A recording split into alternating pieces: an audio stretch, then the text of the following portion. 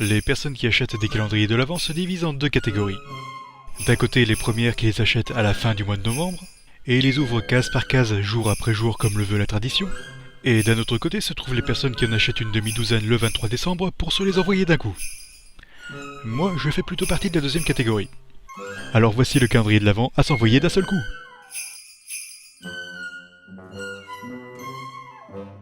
Traditionnellement, on accroche des boules au sapin pour rendre hommage au bûcheron qui, selon la légende, perdit les siennes en coupant le premier sapin de Noël. Ces mêmes boules de Noël ont servi pendant le 19e siècle à lapider toutes les personnes ne croyant pas au Père Noël. Le Père Noël porte un manteau rouge pour masquer le sang des oiseaux qu'il percute en plein vol. C'est un prototype de traîneau du Père Noël et non une soucoupe volante qui s'est écrasée à Roswell en 1947. Bien avant Noël, les Vikings fêtaient le solstice d'hiver à la taverne. Malheureusement, la fête tournait généralement à la bagarre générale. Cette tradition a donné aujourd'hui la pratique de manger des marrons en famille. Quant aux fêtes vikings les plus animées, elles ont donné la tradition de manger des bûches en famille. De nos jours, le père Fouettard se contente juste de vider les batteries des jouets électroniques. Parler de politique pendant le repas du réveillon de Noël est passible de 2 ans de prison avec sursis. Dans certaines grandes villes des États-Unis, le 24 décembre, on n'attend pas le Père Noël arrivant par la cheminée, mais on attend John McClane arrivant par les conduits de ventilation. Les chaînes de télévision ne décident jamais de la rediffusion de Maman j'ai raté l'avion ou des films de Whoopi Goldberg pendant les fêtes. En fait, ces films apparaissent spontanément sur les grilles de programmes de décembre sans que l'on sache pourquoi.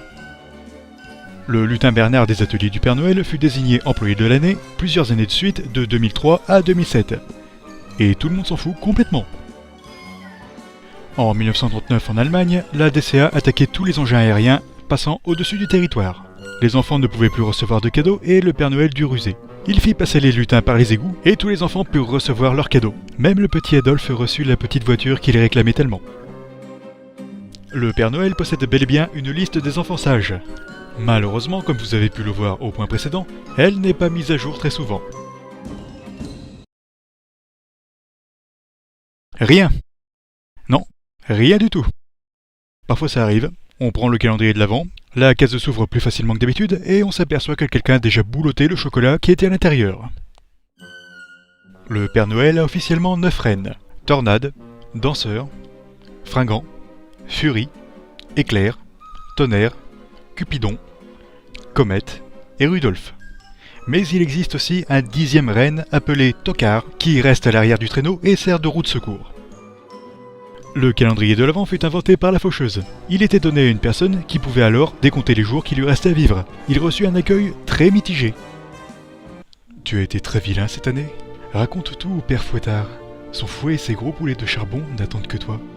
Envoie fouet au 08 36 69 69 69. Les numéros d'appel au Père Noël sont activement surveillés par les services secrets. En 1997, un leader d'un groupe terroriste a été arrêté après avoir demandé des missiles Scud au pied du sapin. Ouais, généralement, la personne qui tape dans votre calendrier de l'Avent, elle ne prend pas qu'un seul chocolat. Satan, vous détestez les fêtes de Noël? Nous aussi. Abandonnez vos familles, venez seuls et nous vous offrirons un verre gratuit. Et encore mieux, échangez les cadeaux pourris que vous aurez reçus contre une bouteille de la boisson de votre choix. Les contes pour enfants allemands se divisent en deux catégories. Les contes pour effrayer les enfants et les contes de Noël. La seule différence entre les deux, c'est que dans les contes de Noël, il y a de la neige. Par tradition, on laisse un verre de lait et des gâteaux au Père Noël. Enfin, on le fait depuis une certaine directive de la part de la Mère Noël. Avant cela, le Père Noël réclamait du cognac et des vierges. Le Père Noël adapte sa tenue en fonction des pays qu'il visite. Dans certains pays de l'Équateur, il est même surnommé le gros type en caleçon. Quoi? Piquer le dernier chocolat du calendrier? Sérieusement? Mais qui sera assez dégueulasse pour faire ça? Satan, on n'aime vraiment pas les fêtes, mais on adore le chocolat. Et c'est la fin de ce calendrier de l'Avent. J'espère que vous passerez de très bonnes fêtes et pour ceux qui s'apprêtent à les passer en famille, bonne chance.